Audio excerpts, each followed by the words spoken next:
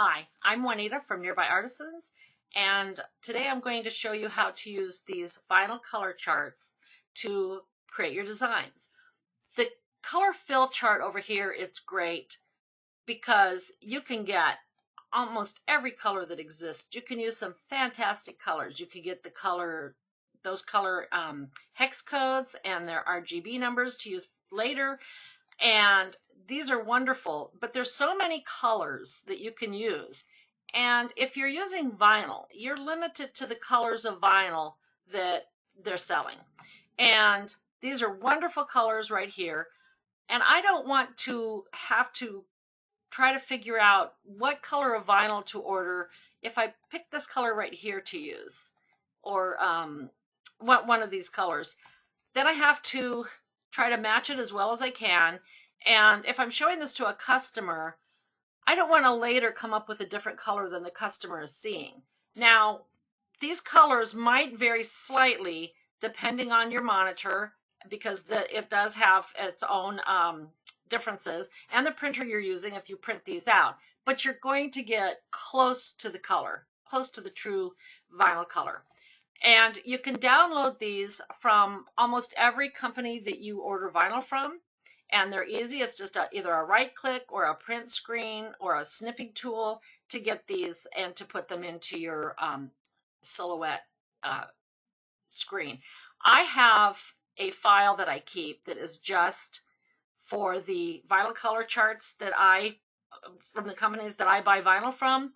And I also, this is t-shirt colors here. I also keep a file for just the t-shirt colors.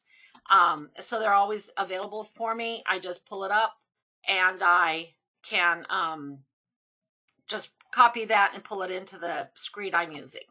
So I will type in my name and I'm going to expand that a little bit and say I want to use, I'm going to do a shirt and I want to use this neon blue.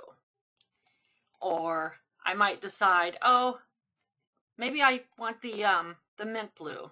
And I can just see what I'm going to get. Now, I would also make sure that my line color matches my fill color, because if I'm seeing this on the screen, I want to see what it's going to look like and show a customer what it's going to look like without the different color of line in the background. And besides, when I'm cutting this out, I want to know that the mint line is cutting out, that I'm supposed to put the mint vinyl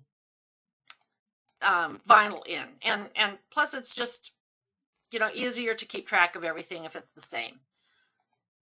Sometimes you do want the red line in the background because you want to see exactly where it's going to cut, but this works for me. So if I want to use two colors, I can get my offset. I'm going to pull this out.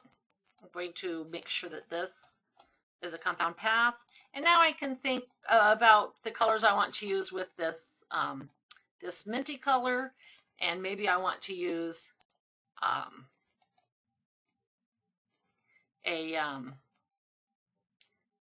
coral and mint. And see, I can see that, well, I don't really think I would like that, but I'm actually using colors of vinyl that I would get or order. And I think you can also get these charts for Cricut vinyl and Silhouette vinyl and any place that you're buying it. I also use these colors for the background because these are the t-shirt colors. And if you have fabric that you're using, you could scan that fabric in. This here color up here is a piece of buffalo plaid that I starched it and ironed it. I put it on my scanner and I scanned it in. So you can do that with your fabrics also that you're using.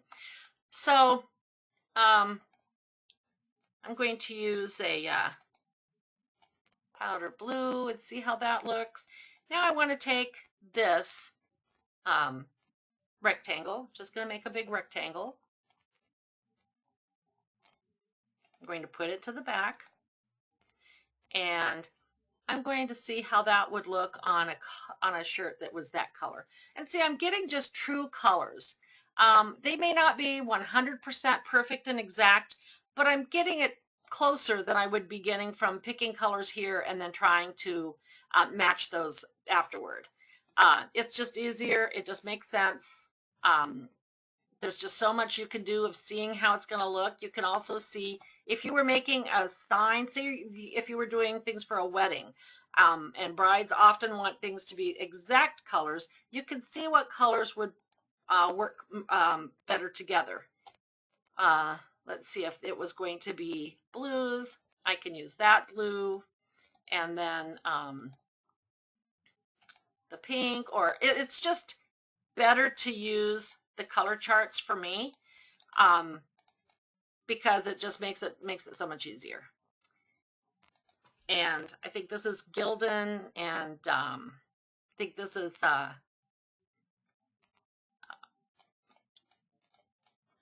Jiffy Shirts, maybe. And so anyway, it is so much easier to use these. Now, I'm also going to show you how you can, well, first I'll show you how to do the buffalo plaid. I could take this here. You can't just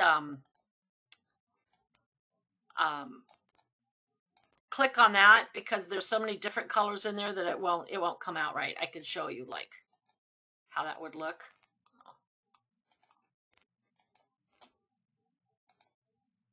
It's just going to pick out whatever color. If you could see the little thing following it, it's just going to pick out the one color that you click on. But what you can do, if you were trying to see how that would look, is you can take this page here, make it bigger. You can type in the name. Now, if I were really doing this, I would make sure that this was larger, and I would also offset it and get myself a more substantial area. I will make a compound path of that, put this up here. Now, if you were using a specific fabric and it wasn't necessarily a color, this is how you could do that. And then you go to your modify, crop, and then there you have that.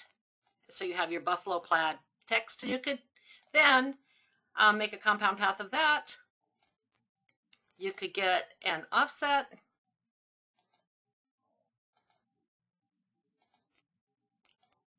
And then you could pull out, again, any of these colors, and you could see what ones you like best. Now you can, on this wheel, get the red or a black, but say if you wanted something different. And not only that, once you get used to using these, you just consistently use them. It's just easy to pick from what's here. But say if I thought, oh, I think I want a, for whatever reason you wanted a yellow. And see, there you go. And you can see, and now you'll know right here, I ordered this yellow. That's the color that you'll order from your vinyl company. And it's just easy, and it's just better, especially if you're selling to a customer. They're not going to think that they're getting this color right here, and then they turn out to get this color, which is quite a bit darker. And you can also see, like, when you put this in, you can see what the hex code is for that color, like right here. Oops. And so you can see what the hex code is for this, and then you can go over here to the hex codes and see how different that is from this color.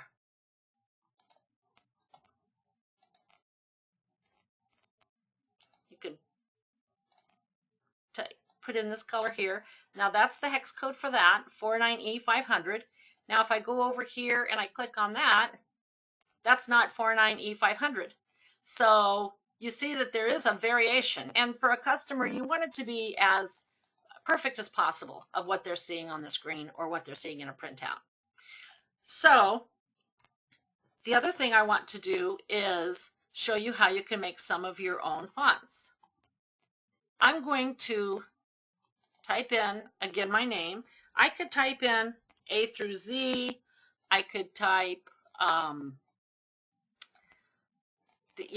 just A through D, and then on the next line, the rest of it. But I'm just going to show you with my name because it's just the same as far as letters. Now, I'm going to turn this into a compound path. When you're doing this, you want to make sure that your base letter that you're using is a free font. You want to make sure that it's a generic font that doesn't have a copyright, doesn't have a trademark, Arial, Times Roman. There's several, but just look that up yourself because I'm not sure which ones. I just know that when I'm using them, I look them up beforehand. I'm going to use the top left point for point editing of each one of these letters. I'm going to hold down my Shift key while I'm clicking on them. And now I'm going to take the first letter and I'm going to pull it out. And I do like to use my grid when I'm editing fonts or creating my own fonts because I want to be able to see exactly, I want to line that up and see exactly where each one of the letters is and keep track of that. Now I'm going to take, and I'm going to take the bottom left, the bottom right point of every one of these letters. And I'm going to pull that down and out. Now, there you have it. I've created my own font. I can name this font. I can sell this font. This is mine, and I created it. I don't have to worry about how many times I use it when I'm creating something. I don't have to worry, did I buy a commercial license? Did I buy a commercial license for 20 or for 100? This is mine. And they're really easy to work with and do. And they're a lot of fun. Another thing that I'll do with fonts is, again, my name because it's just easier. And again, I'm going to offset it. Now I could make it wider in here, and I could have done some things in here. I just want to make sure that I'm using a free font, and I just will use the offset and get myself a thicker font that way. Now I'm going to pull this away again. I'm going to turn this into a compound path. And now I showed you in a previous video how to use these little, these are French curves, and I got a French curve, I outlined it, I scanned it in, and I turned it into an image. And you can also download French curve rulers and do it that way. And these are a lot of fun to work with. I'm going to copy that. I'm going to hold down my Alt key, click on it, get a copy, put this back over there with the other ones. And I like to use these French curves a lot. So I think I'll use this right here part of the French curve. I'm going to release the compound path. I'm going to pull that out, get rid of the rest of that for now. Now I'm going to get this at an angle that I like. I'm going to kind of see, like, if I add it up there, will I get a little, I want to get a little swoop on my fonts here. Okay, so I'm going to hit down my Alt key. I'm going to make a couple copies, one for each letter. Pull it there. Pull another one there. There. I think there. And now if you were making your own fonts, I'm just showing you, so I'm not going to take the time, but you would space these a little bit further and, make them to where you can put these the same angle, and you would just work with them a little more. I'm just showing you quickly how. So I want to take and choose all of those, and I'm going to weld. Now, each one of those has the same little swoop. I'm going to make that a compound path again. And I'm going to take maybe this right here, make a copy, hold down my Alt key, put that back. I want this little part right here of that. So release compound path. Just delete it. Delete that. And now I want to make this bigger. And I might want to make it narrower. Tilt it up a little more. Or maybe I'll tilt that down. Put that on my letters. Oh, maybe I'll put it over here, just so you can see how you would do this. Okay, so I'll put one there, one there. And if I were making my own font, I would, of course, line these up, and then I would go up to my alignment tools, and I would make sure that they're all aligned exact. I would make sure that it's aligned correctly for the letters, and then for these, and I would want to make sure it was perfect. I would go in and make sure that it's at the right, like I would go ahead and separate these out after I have the alignment done. And I would separate them, and I would put them right here on the center, and I would make sure that each one is at the same line. And there's a lot that I would do. I'm just showing you that you can do it for now. I'm just showing you that you have these abilities to create your own fonts. And now this font is mine. I have it, I own it, I can do anything I want with it. I can sell it. I can use it 1,000 times. I'm not limited. And another thing you can do is go out and take pictures. Go out and take pictures of rocks.